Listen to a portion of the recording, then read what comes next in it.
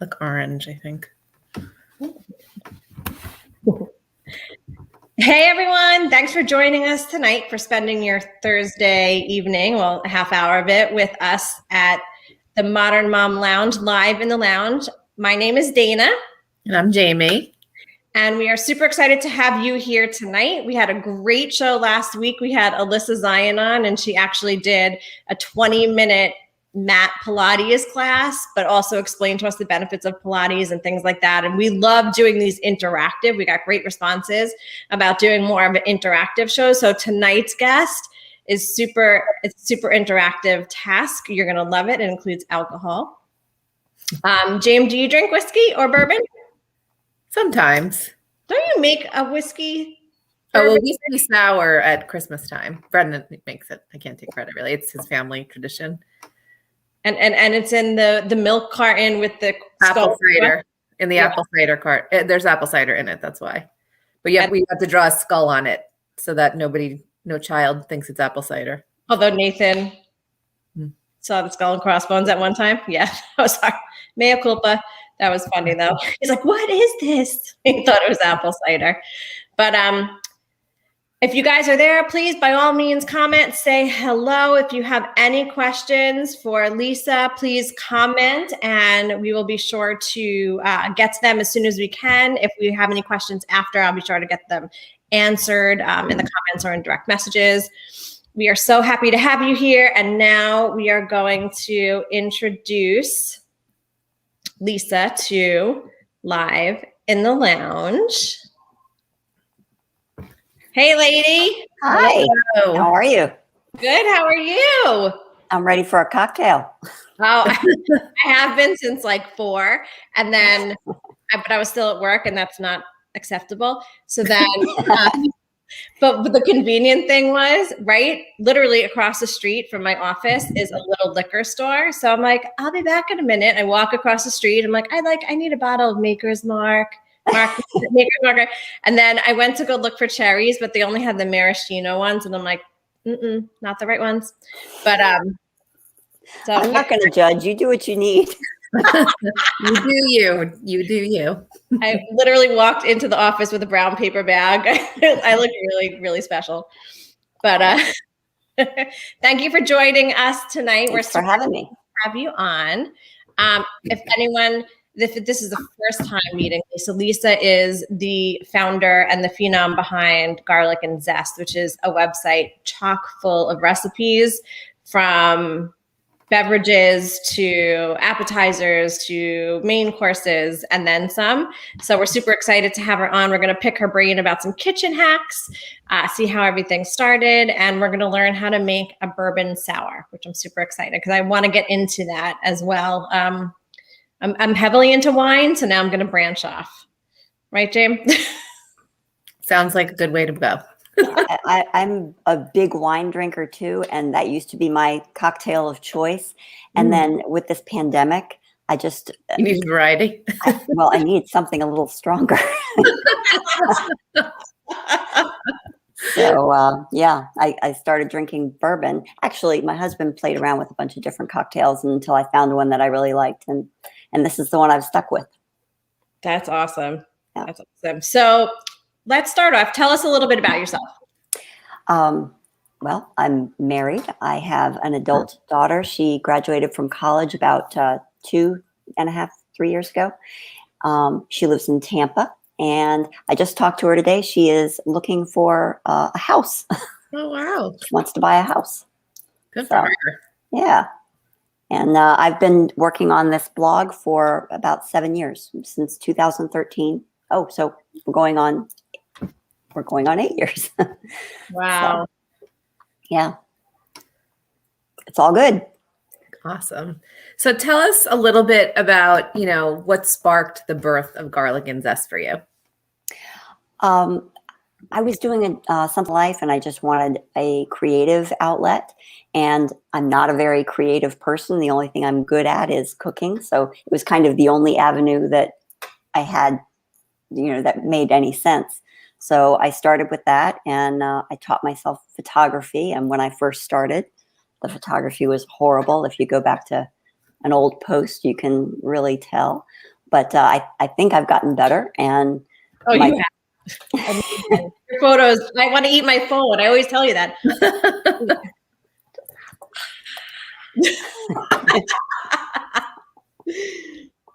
So yeah, no, it's the impetus was to do something creative. My daughter was getting ready to start college, and she was going to be gone. And you know how when you've got kids in the house, they really kind of they own your time, right? You do everything. The life out of you. No, I'm just kidding. Well, there's that. Said with love. Said with love. With the drop-offs and the pickups, and you know, all of the testing and all of that stuff, and she just, you know, controlled most of my life. And then when she was leaving, I knew I needed something to kind of fill that void, and I figured up a website, and doing something completely different would be interesting, and it's turned out to be a good thing. That's awesome. So. It most definitely has a very delicious good thing. I'm not kidding. You guys have to follow Lisa along on Garlic and Zest. It's at Garlic and Zest, both on Facebook and Instagram. But I literally go through my feed and I see her picture and I'm like, oh my gosh, that's so good. Like your soup, everything's good. Your lemon cookie, the heart. Oh my gosh. So wait till you see what's coming tomorrow. I'm excited. Maybe you can give us a little teaser before we go. Yeah, we'll get in there. And can I make a cocktail? Yes, please. Yes. What are you making for us tonight? We're so excited.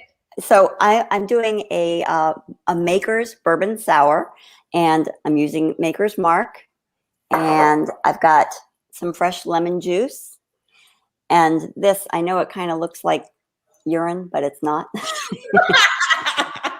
It's this is a lemon thyme simple syrup. So it's just equal parts of water and sugar, and you bring it to a boil and dissolve the sugar. And then I add lemon zest and a couple of stems of thyme and just let it steep. And, you know, and then I strain it, obviously. So it's really not that hard to make it. We were kidding beforehand. And I said, you know, Rich had made the simple syrup, but we have a bottle of it. And I was like, why are you going to make it if we have it? And you're like, it's simple. That's why. It's simple. Yeah. You never buy simple syrup. They charge you like $3 or $4 for a bottle. And it is literally sugar and water. That's it. You can't mess it up. You can't. Can you burn it? I'm sorry? Can you burn it? No. Okay. I mean, if you did, you'd make caramel. So who cares? Oh my God. It's a win-win situation. It's a win-win. When does that happen? Yeah, you just let it keep cooking. Yeah. All right, so I'm gonna get started here. So I've got like half an ounce of the simple syrup. Okay. And about 3/4 of an ounce of the lemon juice and the bourbon. And I do 2 ounces of bourbon because I'm a bit of a lush. That's what I did too. Yeah, it's good. Clunk. Did you hear that? Yes, I did. Yeah. And then you give it a good stir because the simple syrup is heavier than the liquor and the lemon juice, and it'll sink to the bottom. So you really want it to get mixed in there. So. Okay. And then I've got some fun ice cubes here. I have a massive ice bucket. Yes, I'm there. Hi, Scott. I can't hear it. Oh, yeah, they're saying hi to you, sweetie. He wants to be in the show.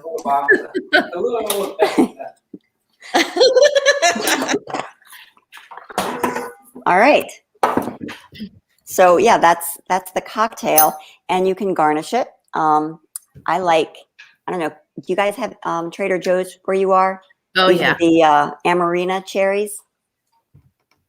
These are the most luscious cherries in the world. I've never had those.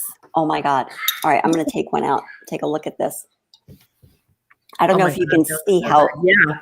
This is huge. Yeah, well, it's a big cherry, but also the syrup that it's in.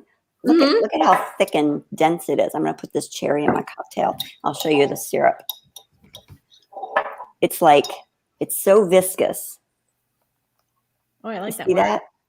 So That's awesome. you could actually, if you didn't want to do simple syrup, you could put a little bit of this in your cocktail and do like a cherry bourbon sour. I was going to say that would be like a separate substitute for it, right? Yeah, yeah. That's So awesome. cheers. Cheers. I pre-made mine. I don't have the pretty things, but. Well, I've been waiting because I usually start at 6. So I want you to know I waited for you. Thank you. I appreciate that. Mm-hmm. Cheers.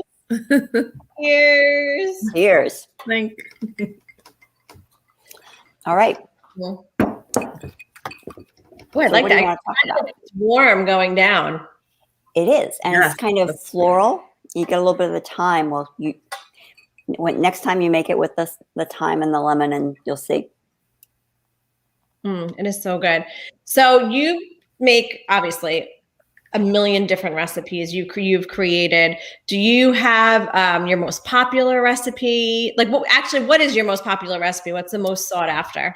So there is a baked salmon pesto on the website, and it's 4 ingredients, and it takes about 5 minutes to assemble, and it bakes in 20 minutes, and it's a super easy dinner, and everybody likes it. It's got Parmesan, pesto, and breadcrumbs, and that's it. So you do homemade pesto? I do. I have a homemade pesto that I link to, but you could use store-bought too. You know, Trader Joe's actually has a good pesto. Oh yeah, I haven't tried it. Yeah, I'd recommend it. I mean, when we make it too, but then when we get lazy, we have their version. Well, and it's January, right? So most people don't have in Connecticut fresh basil. We actually do on our windowsill. Really? We have it inside. Oh. Yep. See, that's so cool. I have a black thumb, so I can't grow anything. That's all I could grow is basil. I know. And She has her little outdoor garden going on in Florida. Yeah, basil and dill and everything else. My neighbor was so sweet. She came over the other day and she's like, "Oh, Ian, those are weeds. I thought it was rosemary." I was like, maybe this is not something I should be doing all the time. So I'm trying to think. So the most popular recipe is the salmon bake, but what is your favorite recipe? Like, what do you think? You know, I was thinking about that because it's kind of like picking your favorite child. I've only got one, so I know who mine is. But I'm my mother's. Don't tell Dana. What? I said I'm my mother's. Don't tell Dana. Did she tell you that? What? Did she tell you that? I'm kidding. Oh. Sorry. This is what happens when you get us together. Okay, sorry. Your favorite?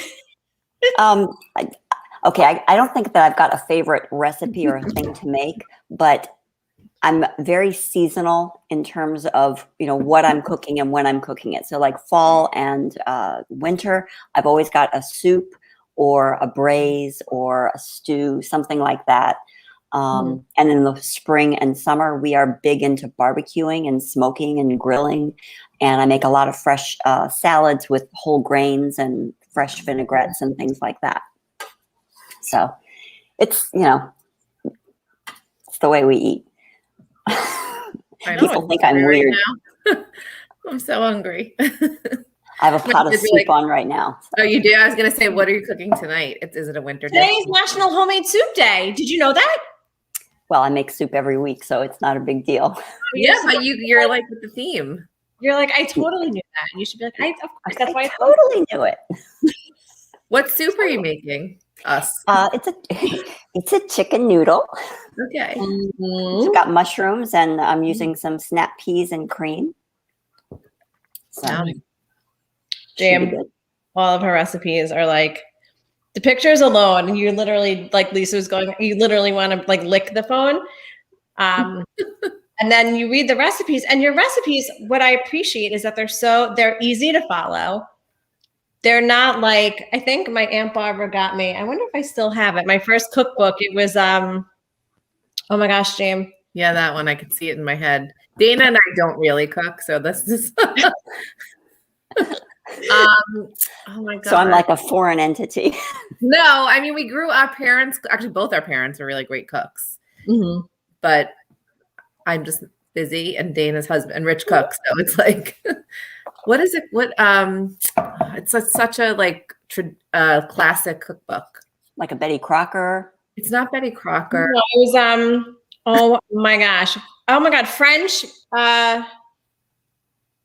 Mastering the Art of French Silver Cooking. Palette? No. Silver No. Palette. I have that. Yeah. I'm like a voracious cookbook reader. Oh, you are? What are your favorite ones? Oh my God. So I've got at least 100 cookbooks here. And I go to the library every week and I get like 10 more cookbooks and I bring them home and I go through them. So right now I've got a couple of Ottolenghi's that I'm reading, and actually made one of their recipes just this week. It had chickpeas and it was kind of like a riff on a puttanesca. That would be good. But meatless. That I can make. but yeah. Julia Child. Julia. Oh, really? You have a Julia Child cookbook? Aunt Barbara bought me a book that's like this thick That's so funny. when I got married. I'm like, are you kidding?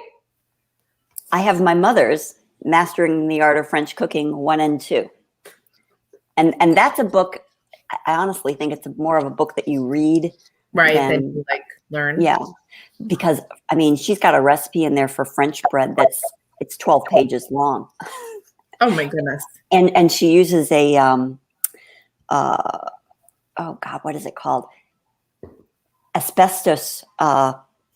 It's an asbestos tile that you put in the oven. Oh, that's yes. Yeah, and you spray water on it, and that's what creates steam. And you need the steam to make a real French baguette. And she wrote this, and like 5 years later, they realized that asbestos causes cancer. Oh my gosh. The irony that I don't cook, as you said that about Julia Child and that you're talking about that, is that when I was younger, I think it was like on after Sesame Street, and I would watch it. Like I would stay. I think I must have liked her voice as like a 2-year-old. Yeah. Clearly, I did not learn anything. I was not inspired by it. No, but she was very entertaining. She was, right. Yes. Even for like a child, right? And very down to earth and Yeah. approachable. Yeah, everybody loves Julia. I'm going to have to watch the movie soon. Oh, you haven't seen that? No, I have, but it's like now I'm like, oh, I want to watch it again, you know? Yeah. Awesome. So what are some tips, as we're talking about our inability to cook, that you can share with moms out there to make life in the kitchen a little bit more easy and exciting? Okay. Easy, I would say. Maybe you could split them up, those questions. Yeah. Yeah, because those are two different things. Exciting is doing it naked. There you go. That wouldn't be exciting. There's good naked and bad naked, and for me, that's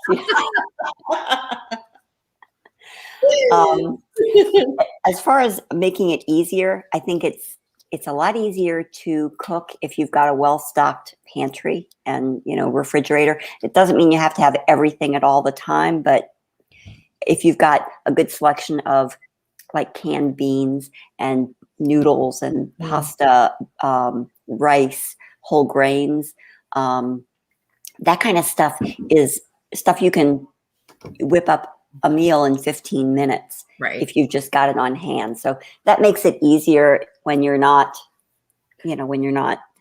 ready for dinner on occasion, and it's better than ordering pizza. So, and I usually like to experiment with grains like bulgur and farro and barley. I usually keep that on hand, and just switching up from one recipe to another using a different grain makes it a completely different dish.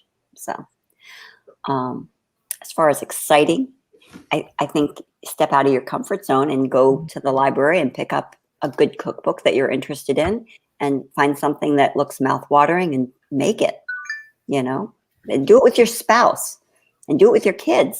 Yeah. I know someone I was speaking to recently was saying how like one of their pandemic hobbies was picking themes of foods.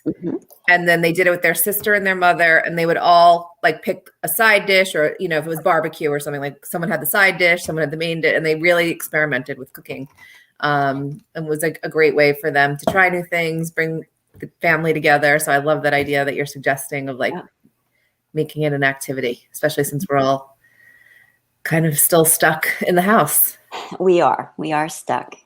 But I also think it's important to get, your kids in the kitchen and cooking and understanding where their food comes from and how it's made, because there's so many kids that are picky and, I don't like that. I don't like that. Mm-hmm. And it's a lot harder to be picky about your food when you made it. Right. That's a really good point.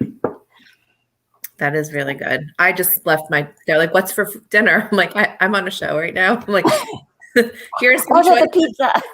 They're teenagers. So I'm like, read the directions. They're like, we don't know how to cook. Read the directions. But because your kids are active in the kitchen, James. My kids? Yeah, yours are. Mine are not. Well, it's survival. Like if they don't do it, no one's feeding them. So I mean, it's not about their like, culinary interest. I promise I'm a good mom in other ways. Well, they like to eat, right? They do. And they're capable and it's learning, and there is an element of them like wanting to learn how to do it. And so part of me feels like not doing it for them helps them like explore and kind of experiment. Mm-hmm. My daughter is 25, and just about 3 or 4 months ago, she called me. She wanted to make a soup, and I've got a lot of soup on the blog, so we picked one out, and she did this Zoom call with me, and I walked her through the soup, and she's opening up a can of beans, and she's putting it in, and she's sautéing sausage and whatnot, and she was getting so into it. She was like, "Oh my God, it smells so good in here. Look at the soup." And she's got the phone and she's showing me the soup. Oh, you could have done like a little show together. It would be fun. We could have, but when they're doing it themselves, no matter how old they are or how young they are, it's kind of exciting, and they're tasting along the way, and it's an ownership thing, I think. Very cool. No, that is really good. My friend Jamie, actually, what she does with her kids, like you said, Jamie, some of your friends are doing like themed. What they're doing is they have like a bowl with, oh my God, I got something on my shirt, sorry, from dinner. They have a bowl with different countries in it. Oh, that's so fun. Each week, everyone in the household has to pick a different country, and then they have to make a dish from that country. So she has her son is Gabriel's age, so he's 13, I think, and her daughter's a little bit younger. So, of course, I get she got Israel. What Jewish food could I cook? Like, I get the text message. I'm like, make dishes and latkes. I don't know. Like, it's so funny. Or like, but they have so much fun. Like, Israeli. I don't know if that's Israeli. I don't know. I think I might be her only Jewish friend. So she might need to go to the library. No, I have Jewish cooking books. Yeah, there's gotta be, but it's just so funny. And then like Greek, and I think that's a good way too to get kids involved. Is like they have to go and research what food is. Obviously, I am not Wikipedia, so don't come to me with questions about food. But to research it and then cook it and then enjoy it like as a family, absolutely. I think it's really important. So, with kind of in that realm, our family tradition, because I hate football. I hate football. Hate football. Okay. Hate football. Is there a reason you hate football? Well, I'm sure that it's the same as everybody else's. You're a football widow because. Okay, that's why I'm asking, because I love football. And who made it? Who made it 4 days? So you got Sunday, you got Thursday, you got Saturday, all of the college. Yes, college. Is it Sunday, Monday, Thursday, Sunday, Monday, Saturday? Thursday, Saturday. Yeah. Like, who did that? That's just rude. Make it one day and, stick with that. But no. So anyway, I hate football, but I'm not going to deny them watching, the Super Bowl. But I have to make it interesting for myself. And so what we've done, our tradition is to, whoever the two teams are, we make food from those two regions of the country. I love that. All right, now I have to think. What are you doing with Sunday? So I posted yesterday for the Tampa Bay Bucks, and we're doing stone crabs with mustard sauce. Oh my God.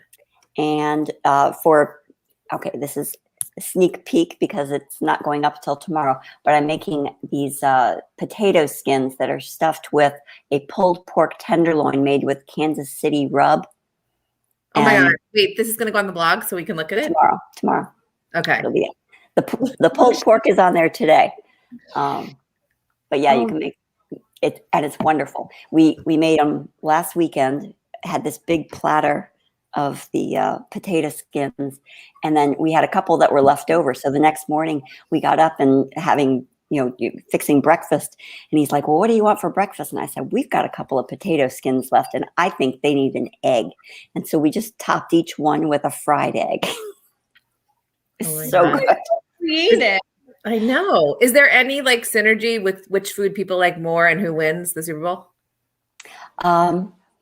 Like which cuisine was more popular, and you should track that. Yeah, I probably should. I haven't done that. I was kind of getting tired of watching New England because I was running out of things to well, cook. I know. Yeah, we're New England fans. Obviously, we're big Pats fans, but we're happy. I'm happy that Bucks are in it because of Brady, but my kids aren't. They're not. Brady. No, they're mixed. They're mixed. They love Tom Brady, but they're disappointed that he and Gronk left us. So go Bucks. Yeah. I know. That was my daughter. I was like, that's so sweet. Hey. So let's see. So what's next for you? You're going to continue with your recipe creations? Yeah. I mean, I feel like now it's really starting to pick up steam. We had some really good numbers over the holidays, and yeah, I mean, it's been good. So I'm going to keep doing what I'm doing. There's talk about doing a cookbook, and I just need to figure out what a focus would be for that. But I am going to be redesigning the website over the course of the next few months. So hopefully by late spring, early summer, I should have something new. And I don't know, just keep going. If there's something that you guys want me to make, let me know. Oh my gosh. I know. You need to come back and cook for us. Well, that's the problem. We're virtual. That's why cocktails are so. I know, but I want to see. Next time Jamie's down, we should. Oh yeah, that's a great idea. Do a get together. We could have an open air. We could cook outside. You remember we made the cake at your house, Dana? Do you remember that? For SoFlo Moms on the Go, Jamie, we made a cake and did not realize that the entire time that Lisa was making it, preparing it, and we put it in the oven, that it was not recording. It wasn't live. No. Because we were live then too. So we had to go back. And redo it? We redid it. Yeah. All right. Well, plan B is always about plan B. Yep. It's good. We were like, okay, guess we got to. It was delicious too, but it was like so funny. We're like, oh my gosh, we have to redo this whole thing. I think I made 4 of those cakes. I just call it Dana's. Take 4. Yeah. That won't happen again. No, we're good. We're like everything, technology, Wi-Fi, we're good here. So now I'm going to bring you to the speed dating round. Okay. Coffee or tea? Coffee. Red or white wine? White. When you are not creating ridiculously fabulous recipes, what are you doing? Taking pictures of them. Okay, so when you're not doing anything related, what do you like to do? I like to read books in the backyard. Nice. That sounds very relaxing. Usually in the pool with a margarita. But it's cold now. Do you have a spicy margarita recipe? I do. Okay, we'll talk after. What is your favorite quote Attitudes are contagious. Is yours worth catching? So good. I like that. I like that. Flower, favorite flower? Orchid. And now you said you don't have a favorite book, but you were talking about, like, do you have a favorite recipe book, maybe? Oh, all of the recipe books are my favorite. I like the older ones. I like, like vintage stuff from my grandmother's era, where it's like Jello salad after Jello salad. Just because you love to see where they came from and what was popular. I'm reading Otto Lengi right now. I've got what is this one? Flavor, and I've got a Plenty and Plenty More. So most of his stuff is vegetarian, which is kind of interesting. And he does just incredible things with vegetables that you wouldn't normally think of. So I'm enjoying that. So do you get the, just out of curiosity, I'm going back from speed round to regular for one more question. Okay. Your motivation or your, oh my gosh, inspiration for your recipes, you get it from reading all these different recipe books and being like, this way. And that's really cool. When I'm reading, or even when I'm just looking at the photographs, I'll see something in there that kind of sparks me. And it'll send me down a completely different path, but the inspiration would have come from, maybe 2 or 3 ingredients and a pairing like that. So, well, thank you so much for being here with us tonight. I'm glad I got to see you. I haven't seen you in so long. I know, it's been a long time. This is my husband. Hi. He makes his cameo appearance. Yes, I think that was on purpose. Yeah. He just wants to be Insta famous. He does. So where can everyone find you? I am at Garlic and Zest on Pinterest and Instagram. I don't do much Twitter, but I'm there. Facebook, and of course on the website. You can send me messages if you have any questions or want to post anything. Awesome. Thank you so much. I'm going to finish up my drink. I don't have that much left. While you were talking, I was finishing mine up. There you go. Cheers. Thanks so much. Bye, Lisa. Thank you. Bye-bye. Bye.